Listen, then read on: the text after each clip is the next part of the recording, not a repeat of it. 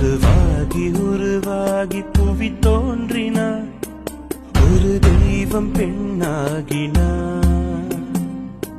மகளாகி ஒரு வேடம் இவள் மேவினார், அகமெங்கும் மலர் தூவினார். இவள் ஏற்கும் வேடங்கள் நூறாக கடல் வாழும் மீனாகினாள். மகள் தங்கை தோழி என்றொரு மாறி மனம் முடித்து தாயாகினாள்.